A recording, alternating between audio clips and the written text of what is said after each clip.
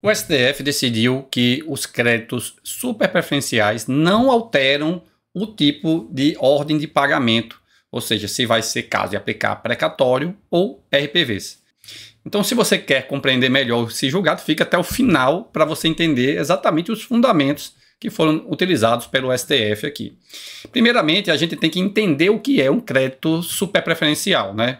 O artigo 100 da Constituição, no parágrafo 2º, diz que os débitos de natureza alimentícia, cujos titulares, originários ou por sucessão hereditária, tenham 60 anos de idade, ou sejam portadores de doença grave, ou pessoas com deficiência, assim definidos na forma da lei, serão pagos com preferência sobre todos os demais débitos, até o valor equivalente ao triplo fixado em lei para os fins do disposto no parágrafo 3º desse artigo, admitido o fracionamento para essa finalidade, sendo que o restante será pago na ordem cronológica de apresentação do precatório. É muita coisa aqui, né?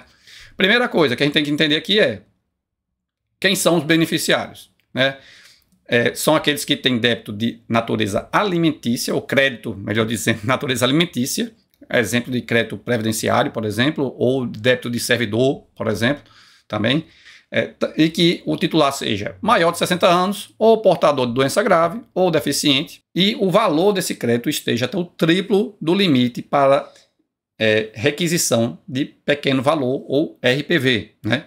Então, as RPVs são a modalidade de pagamento previstas para pagar os chamados débitos de pequeno valor da Fazenda Pública. No caso da Fazenda Pública Federal, o limite é de 60 salários mínimos, e esse limite é estabelecido na data da emissão da ordem de pagamento. Para estados e municípios, como regra geral, a gente tem para estados 40 salários mínimos e para municípios 30 salários mínimos, mas leis estaduais e municipais costumam alterar isso, inclusive com permissão constitucional, tá certo? Então, normalmente, na verdade, o limite para estados e municípios vai ser abaixo desses de 40 e 30 salários mínimos, respectivamente, né? Então, outra coisa que a gente tem aqui, então, é que se diz aqui na Constituição que os créditos superpreferenciais, que é um nome dado aí pela doutrina e jurisprudência, eles têm preferência de pagamento em relação a todos os demais débitos. E aí ficou a dúvida se essa preferência de pagamento significa que eles serão pagos sempre via RPV, via requisição de pequeno valor, ou se a via de pagamento seria mesmo um precatório, se extrapolado o limite do RPV, ou seja, se é um débito da União ou de autarquia federal acima de 60 salários mínimos, se nesse caso aí também haveria pagamento via RPV, e como eu disse, o STF disse que não, certo? Então é caso de também pagar via precatório. E mais uma peculiaridade que a gente tem aqui é a permissão de fracionamento, porque os RPVs não permitem fracionamento. Então, se a gente tem, por exemplo, hoje, o salário mínimo é de R$ 1.512. Se o limite são 60 salários, o limite é de R$ 90.720, tá certo? Então, vamos dizer que uma pessoa tem um crédito contra o INSS, por exemplo, de R$ 100 mil, certo? Então, a gente tem aqui uma diferença de R$ 9.280, que está excedendo a alçada aí do uso do RPV. O que é que a parte pode fazer nesse caso? Ela pode renunciar esse excedente aqui para receber logo o valor, porque o precatório, se ele é emitido até 2 de abril de um ano, ele vai ser pago até 31 de dezembro do ano seguinte. Então, por exemplo, se a gente está agora em 2025, o precatório foi expedido em 1º de fevereiro, por exemplo, ele será pago até 31 de dezembro de 2026. Se o precatório foi expedido, por exemplo, no dia 10 de abril, portanto, depois do dia 2 de abril, somente será pago até o dia 31 de dezembro de 2027. Ou seja, não é de 2026, de 2027. Então, é uma possibilidade de o credor renunciar a esses R$ 9.280 para receber no prazo de 60 dias, que é o prazo para pagamento de RPVs. Então, há uma aceleração do pagamento, né? Quando o crédito tem uma diferença como essa aqui, normalmente os credores fazem essa renúncia.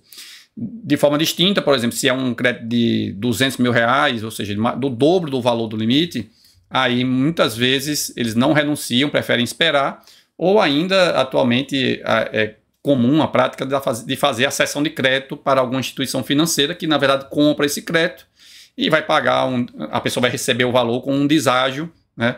Enfim, são as práticas que a gente encontra nos processos judiciais atualmente.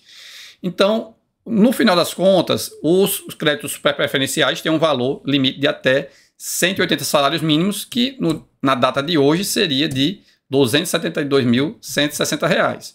Até esse valor, eles têm preferência de pagamento em relação a outros precatórios, e acima desse valor, eles vão esperar pela mesma ordem cronológica dos outros precatórios. Então, fica na mesma fila geral, né? E no valor dele, até R$ 272.160, atualmente, ele fica com pagamento preferencial. Então, ele é pago em outra fila de pagamento, né? Mas também via precatório, que significa que vai ser pago também até o final do ano seguinte ou do ano seguinte a esse, dependendo da data da emissão. Mas a discussão toda veio porque a resolução 303 do CNJ, ela veio no sentido de que o crédito superpreferencial era pago por uma via distinta de precatório, ou seja, via RPV. E aí o STF, na ADI 6.556, declarou a inconstitucionalidade disso, inclusive porque haveria um impacto orçamentário muito grande, porque geraria um resgate imediato de 40 bilhões de reais no ano de 2020, né? Ou seja, aqueles créditos que estavam para pagar em 2021 ou 2022 seriam antecipados para 2020, gerando aí um impacto orçamentário muito grande. E aí o STF declarou, primeiramente em medida cautelar, né, a inconstitucionalidade, foi suspensa a norma, depois foi confirmado no julgamento do mérito, depois o CNJ editou uma nova norma, agora dizendo que o crédito superpreferencial ele não importará em ordem de pagamento imediato, mas em apenas ordem de preferência, ou seja, não muda o tipo de ordem de pagamento. Se é acima do limite para pagamento via RPV, vai ser pago via precatório, salvo se houver renúncia do valor excedente, como eu já mencionei anteriormente. E outra coisa que o STF falou foi sobre a questão da posição topográfica, porque o artigo 100, parágrafo 1º, o 100 caput, melhor dizendo, e o parágrafo 1º, eles falam sobre o pagamento via precatório. Os RPVs estão dispostos apenas nos parágrafos 3º e 4º. E aí o STF disse que, como o crédito superpreferencial está antes disso, indicava aí pela posição dele que ele está fazendo referência às disposições que vêm anteriormente, né? Normalmente a gente tem uma construção de uma frase ou de qualquer texto, uma referência você faz ao que está escrito antes, não ao que vem depois, salvo se você for expresso nesse sentido, né? Então, no caso, o STF disse que a posição topográfica também justificava essa interpretação, e a tese ficou assim redigida, né? O pagamento de crédito superpreferencial deve ser realizado por meio de precatório, exceto se o valor a ser adimplido encontrar-se dentro do limite estabelecido por lei como pequeno valor. Ou seja, ele não altera se o pagamento vai ser via precatório ou RPV. O que define isso é o valor do crédito, como em qualquer outro débito da Fazenda Pública. E é isso, espero que tenha ficado claro para vocês. Se gostaram do conteúdo, cliquem no botão de curtir e se inscrevam no canal, ativem também as notificações para serem avisados dos próximos conteúdos. Muito obrigado e até a próxima.